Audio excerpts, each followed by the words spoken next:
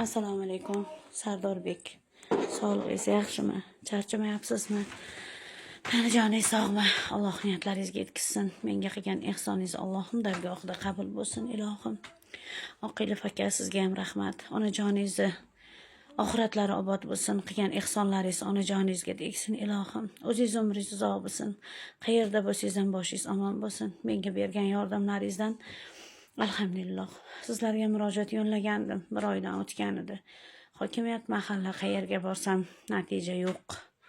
Mayli deb Sardorjonga murojaat qilgandim. Oqilovga, Azizbekka duolarim ko'kka yetib, alhamdulillah kechadan oldin kuni Sardorbek juda ham chiroyli ehson qilib berdilar.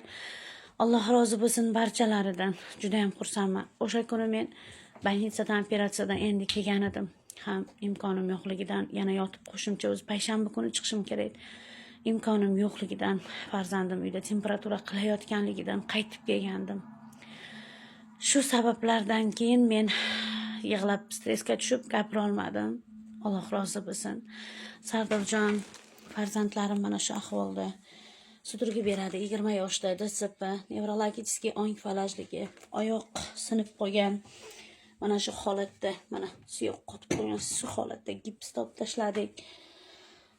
Bunisi esa Zaynabxon, mana shu qizim temperatura qilyapti. Shu sababdan men больницаdan qaytib keldim. Ham bu temperatura qilganligidan, ham pulim yo'qligidan men qaytib keldim. Hamma hujjatlarim bor. Sardorbek kimdir yozmoqchimi, nimadir demoqchi bo'lsa, murojaat yo'lladim. 4000 tadan oshiq odam ko'rdi. 5000 ta. Akajonlarim, opajonlarim, singiljonlarim, iltimos bitta like, bitta repost qilib beringlar. Juda ham muhtojman. Chunki boradigan joyim yo'q. Mana bolalarimda nogironlik hujjatlari, haqiqatdan ham nogironlik mana hujjatlari. Bularda hammasini kecha o'zim yig'dim. Mana bu uyimni haqiqatdan ham uyimni mana qarzdorligi, to'lamaganligim sabab. Chunki 23-yildan 26-yilgacha 4 marta operatsiyani boshimdan o'tkazdirdim. 800 ming so'mdan to'laganman. Qolgan to'lovida 40%ga men qarzdor bo'lib qolganman. Alhamdulillah. Mana bu ijtimoiy himoya haqiqatdan ham men shunaqa ijtimoiy himoya resursda turadigan oilalarda mana hujjatim.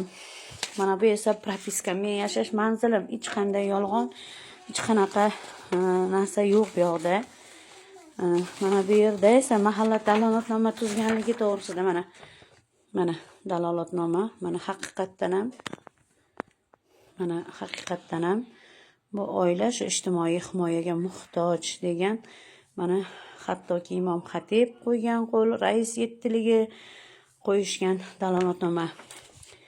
Men agar hozirda men shu summani to'lamasam, uyim auksionga chiqib ketadi deb aytganiga, menga bu ma'lumotnomani bergani 23-yanvarda bergan edi.